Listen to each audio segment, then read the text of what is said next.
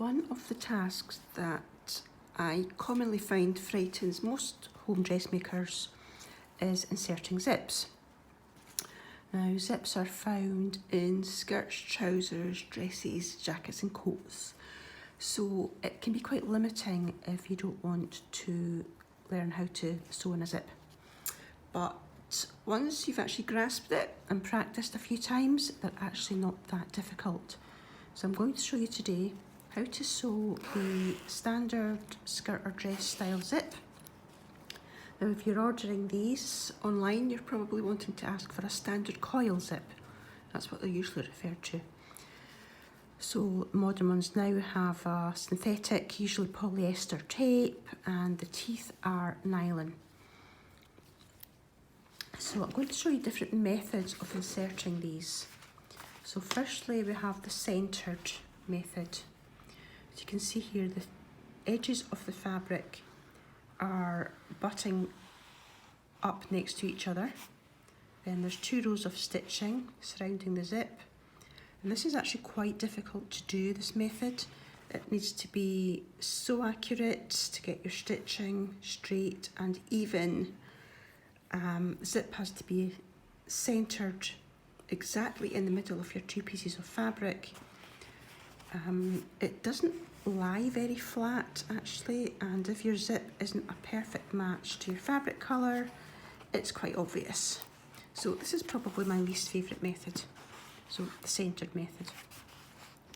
The next one is the lapped zip, which, as you can see, the zip sits to one side and there's a flap of fabric, so it laps over, which is where the name comes from. Now we can see that there is still 2 rows of stitching showing. There's a row right down this side, holding this edge of the fabric down, and there's another row here, which goes through the seam allowance and the zip at the back. Now, again, it's quite tricky to get these 2 rows exactly even, and you still have to make sure that the 2 edges of the fabric butt up exactly together. A slight improvement is the lapped method. So as you see here, there's a flap of fabric which laps over. That's where the name comes from. So the zip is off centre. So there is still 1 edge of fabric which is stitched down on one side, and there is another row of stitching holding the flap, which needs to go through the top layer, the seam allowance underneath, and into the zip here. Now again, it's still a little bit obvious if you have a different colour of zip, and it is still quite tricky to get the 2 edges of fabric butting up exactly together. But I think that's a slight improvement on the centred style. The method that I have used for many years now, in fact ever since I discovered it, I've never done any other way, is another lapped method, but it's what I call the recessed method. You can see we still have our flap of fabric, but the underneath side is recessed under. So the top flap completely covers your 2nd row of stitching. So it's a much more generous flap.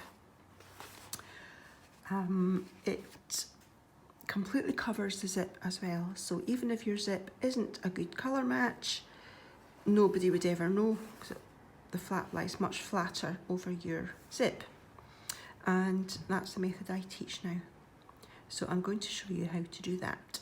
Now, again, I'm not going to say it's easy. It takes accurate stitching and accurate measurement, but if you follow the process exactly, it always works. So if this is the back of a skirt, say, so the 2 back sections, I'm going to show you how to insert the zip using the lapped method. So I'm going to place my fabric right sides together, as you would normally. And normally you would choose a zip which is a close colour match to your main colour in your fabric, so your background colour. For this one I've chosen a slightly contrasting zip just so you can see for the camera. So first I want to mark my zip opening, as it's known, which is the area the zip is going to go into, and the remainder of the back seam I'm going to stitch together. So I'm going to place my zip on to ascertain that point. Your pattern would often have a notch or an instruction to make a marking. Now I'm going to allow a bit at the top, so we need to put our waistband on there, or our facing along the top of at the waist. So I'm going to drop my zip down about 18 to 20 millimeters. So your normal seam allowance would be 1.5 centimeters or 15 millimeters. I find if you put your zip right up on that line, you're often sewing into the teeth or the metal stop at the top of the zip. So I like to give myself just slightly more clearance. So I'd say there. So I'm going to mark the area at the bottom. Again, I've got a little bit of hard moulded plastic here. Sometimes this is metal. I don't want to be risking hitting that with my needle. So I'm just going to come down a few millimeters and just mark. So pull the zip tapes open and make a mark there.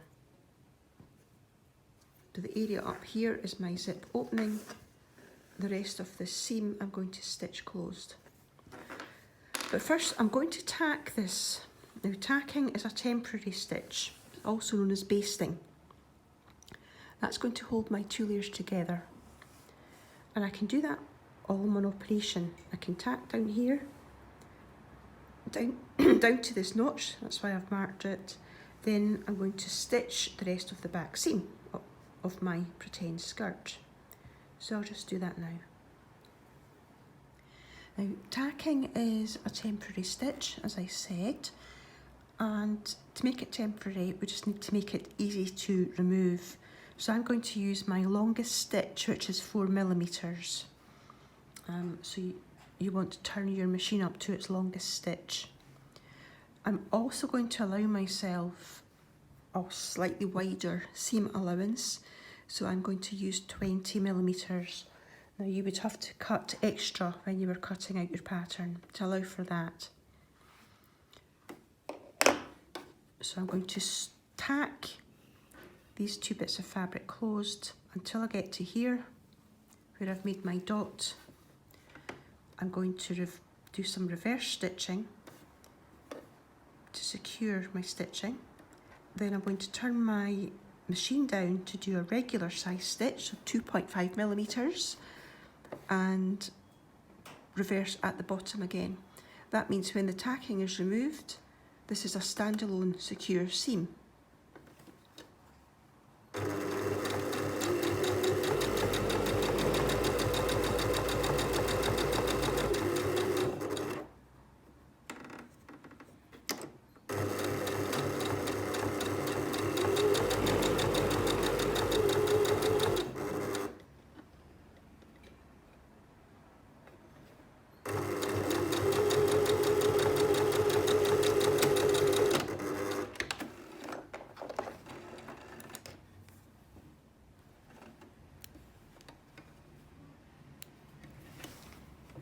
I'm going to go and press that now.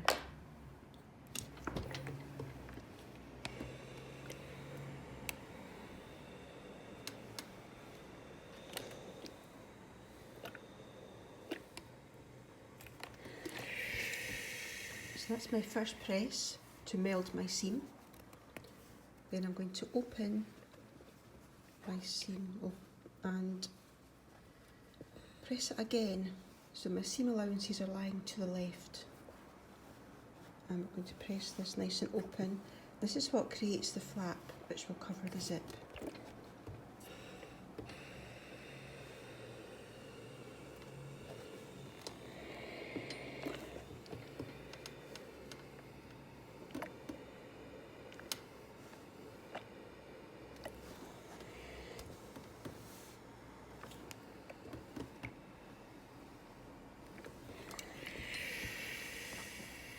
Okay, so that's it pressed, nice and flat. Both seam allowances are pointing to the left. Now, the next stage is the one critical to this whole process. And this is the one you've got to make sure that you get your measurements accurately. So I'm going to take the seam allowance which is lying on the back. Okay, this one here. So I need to flip it to the back to be able to do this. Okay, so hold this one and flip it over to the wrong side. Right, this is it here. I'm going to fold this to make that little shelf. This is what creates the recess. And this needs to be about 4 to 5 millimeters. So that's less than 1/4 of an inch. This measurement is critical. If you don't get this measurement right, your zip won't sit in the right place. If it's too small, you'll find it difficult to stitch the zip on. If it's too big, your zip will be pushed too far in the other direction and you won't be catching in the seam allowances when we do the next stage. So it's about that. See if you're not sure, get a ruler or a tape measure to check.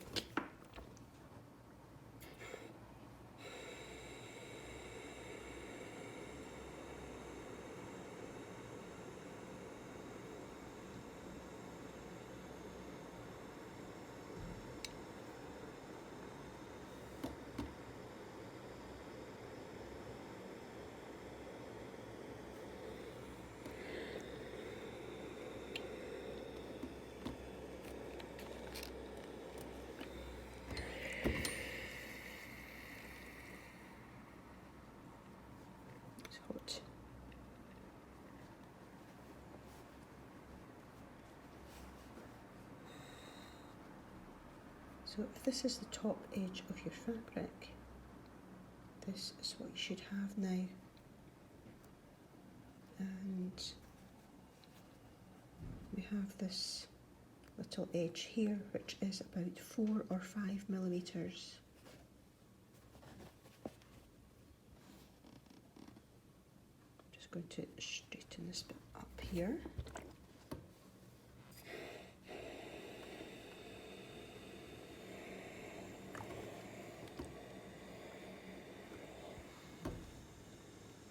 There's everything. Getting a good finish when you're making clothes is actually more like engineering, because it's all about accuracy and attention to detail.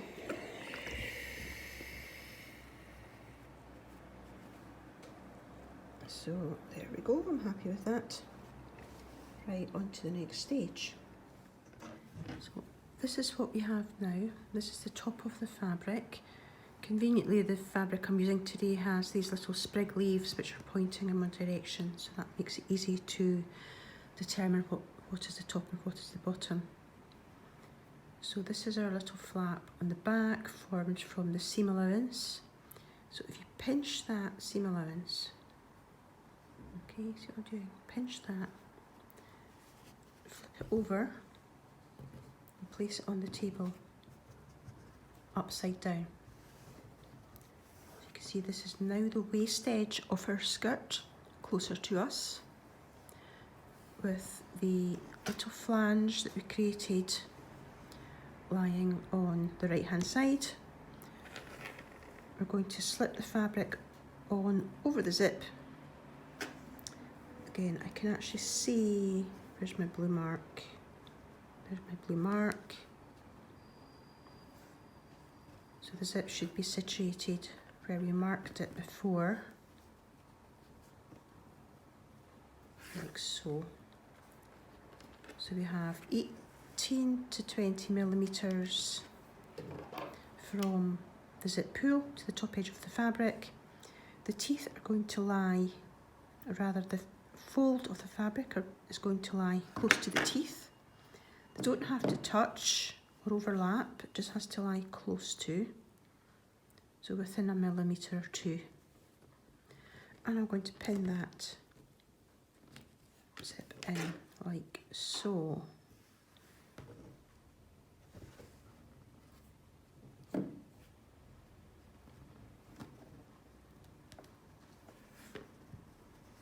Okay, now that's held in securely.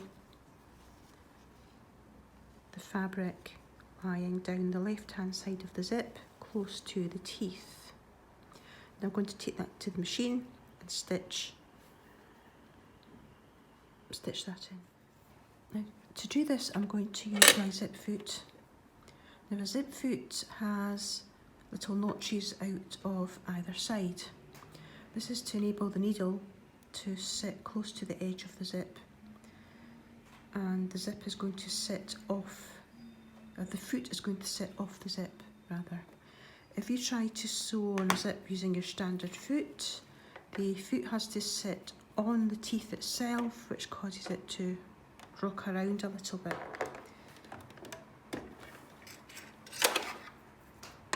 And I want the foot to sit on the left hand side of the zip, so I'm using the right hand side of my foot selection. Your foot may look something like this. This is the foot belonging to an old Singer machine, so again it's much more slimline, but still has the two notches out either side, or sometimes they're a bit squatter and more square, but again notches out the side. This is actually a combined concealed zip foot and a standard zip foot, so this has the hole down the centre as well. But if you consult your manual, it will tell you what kind of zip foot you have, and it will show you how to fit it. So I'm going to start effectively at the bottom of the zip, which is never top edge.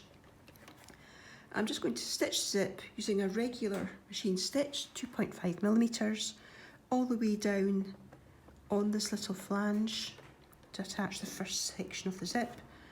I'm going to make sure that I attach the bottom of the zip tape as well, so I'm sewing right down to the bottom of the zips.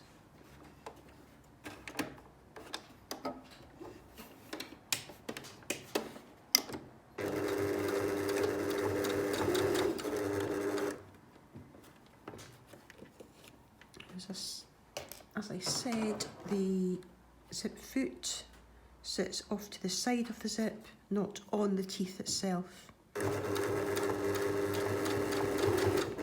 And I'm able to sew down this flange. And you can use the edge of the foot as a guide to run down the side of your zip teeth. Now, because I'm getting close to the pull of the zip, there's a danger I'm going to hit it.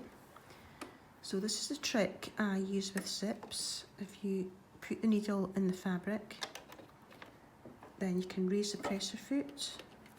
That allows us to be able to move the zip, now giving us clear access to the rest of the zip.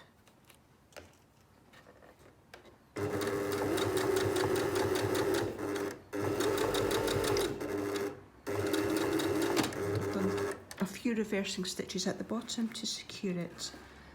Now obviously you would be using matching thread. I've used a bright contrast for the camera. And trim, always trim as you go. Especially when working with zips, because you don't want loose threads getting caught in your zip teeth. Right, now that's not the straightest, but that doesn't matter because it's going to be covered up. So that is my zip securely stitched in on one side. Okay, now for the other side.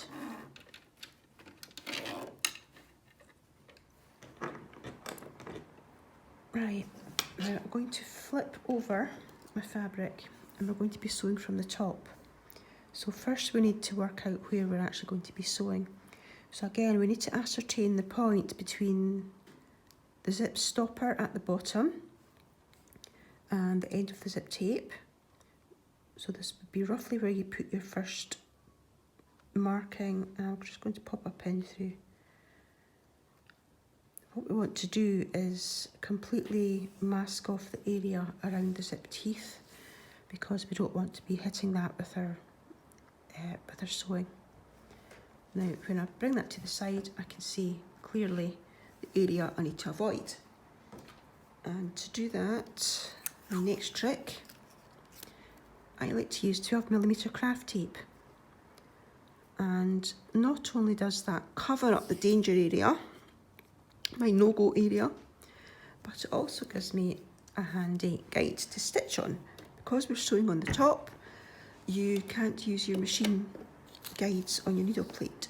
So I'm just going to run my tape right down one edge of the tape against my seam.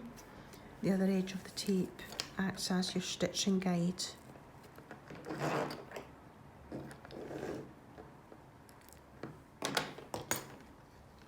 And you see how this right hand side of the zip wants to kick out and escape. So pull that in and line that up with your seam allowance. We're going to pin that in place and make sure that doesn't escape. A little bit there. So here we have zip pinned in place. Now this is a bit precarious, the next lot of stitching. So again, I'm going to revert back to my tacking stitch, tack everything in place. You could hand tack if you want, but it's far quicker to do it by machine. Now I'm going to stitch along the bottom of the zip and come down this side to create that L shape. Now you notice I've moved my zip foot over to the other side. If I had left it where it was, it would be sitting on the zip teeth, wobbling about, so we don't want that. We want the zip sitting off, so we want the foot sitting off the zip itself. So I'm going to come down across the bottom just to hold everything in place. Right, I'm going to put my needle in the fabric, pivot round. Now I can make sure that when I'm doing my tacking here, I've got 3 layers to hold in place. Okay, we've got the top layer, we've got our seam allowance, and if you get your initial little flange ironed in the correct place, the zip and the seam allowance will be perfectly aligned down here. Because this is quite thin fabric, I can actually see through, I can see that shadow, so I know that I'm in the correct place to sew through all these layers. So I'm just going to proceed down here. Now I'm not bothering about getting too close to the tape at this point. You'll notice that where my needle is sitting, it's slightly in from the edge of the foot, so I can use the edge of the foot as my guide down my tape, and my needle is going to be a little bit further away. This would depend on the exact setup of your machine. But at this stage, don't sew too close to the tape because we will be going back and sewing again later. You need to leave space for that second row of sewing.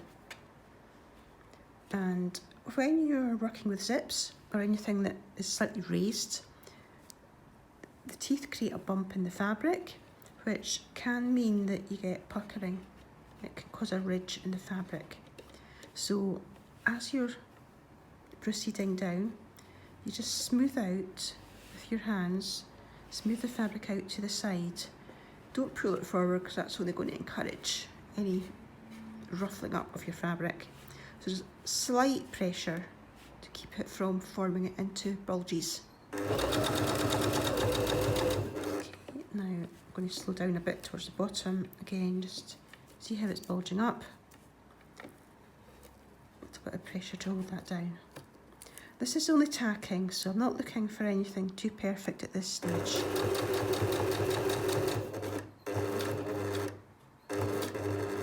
I'm leaving that pin until the last moment.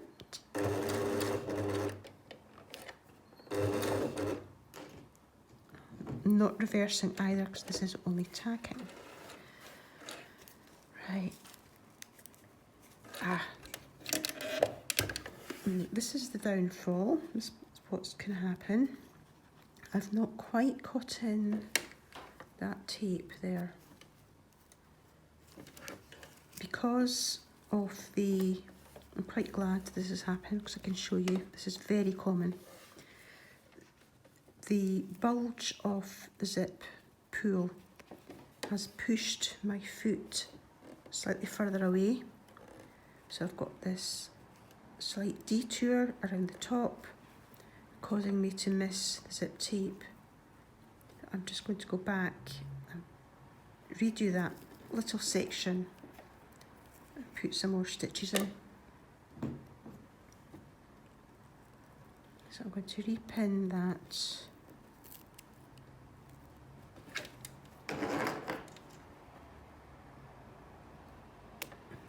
Snip where that bulge has occurred and flatten out, and I'm going to get in and put some more stitches in there.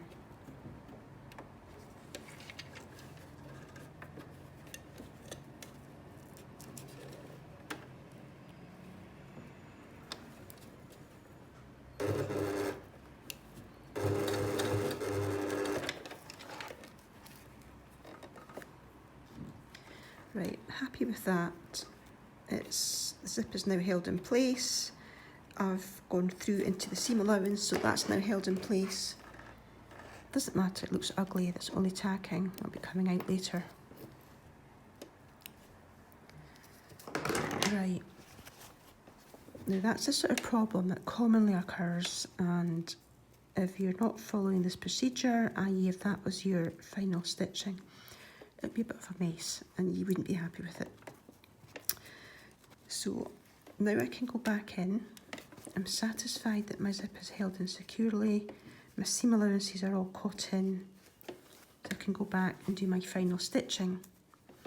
This time I want to get closer to the tape. So I'm going to use my left needle position. So whatever that is on your machine.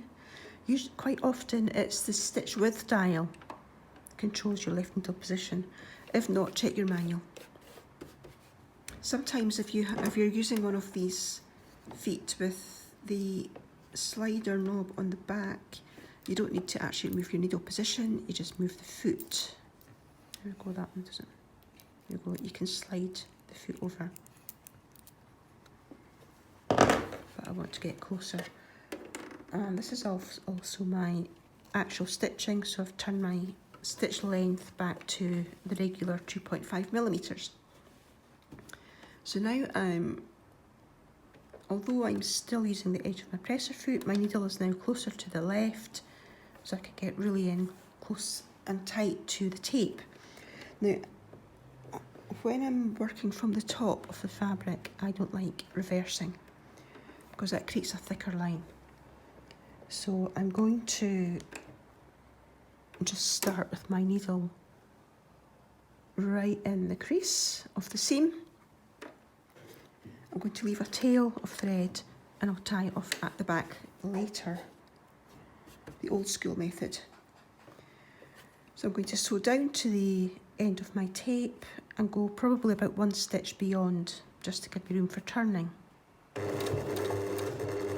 And because it's quite precise, if you don't trust yourself not to overshoot, just control the machine with the hand wheel and do your last stitch or two like that. Right, and when I pivot round, that's me perfectly aligned to come down the side.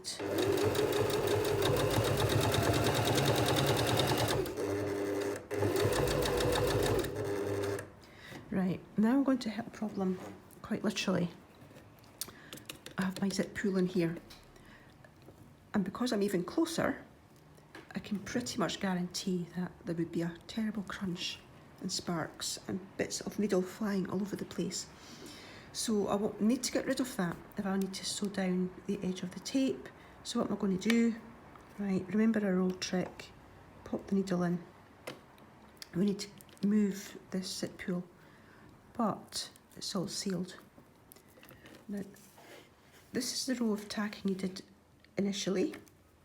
It's done its job now, so we can just get rid of it. So with small scissors or your quick unpick, we can just undo that tacking. Be careful you don't snip your fabric, It's very easy to do. Trust me on that one.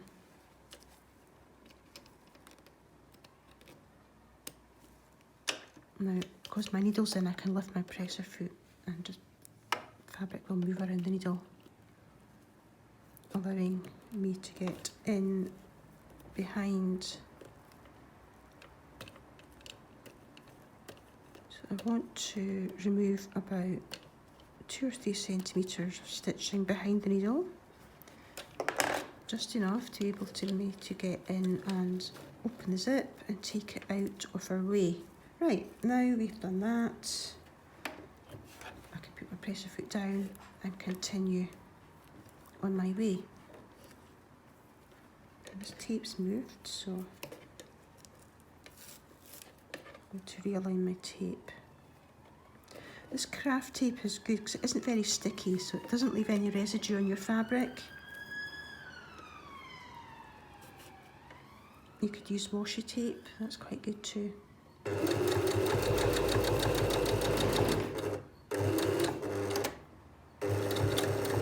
And reverse at the ends.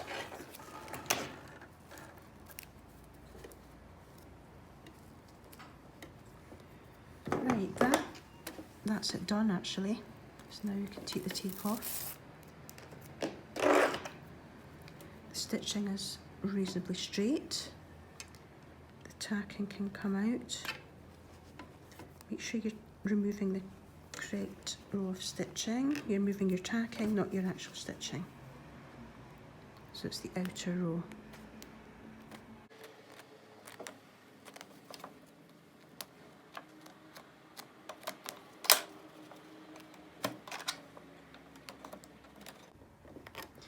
Little tip is when you are machine tacking to turn your tension down to a low number, perhaps 2, and that way your thread is much looser and comes out easier. It also doesn't leave indentations in your fabric, but remember to turn it back up afterwards.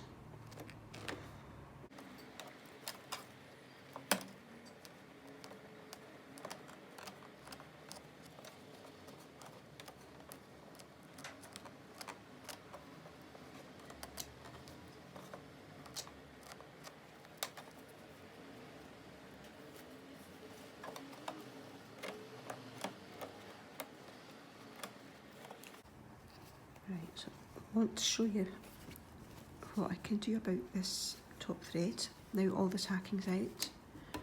If you look at the back, we have our bobbin thread. If you pull on the bobbin thread, you'll get a loop.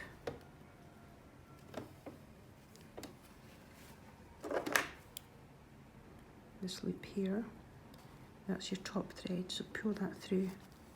You can tie your 2 threads off at the back. It just gives you a very beautiful, very neat, very professional finish. Just looking like the stitching is just emerging from the seam. And that is our zip. Now obviously we need to complete removal of this tacking here. And because I'm snipping this, I've got thousands of little pieces of thread to remove later.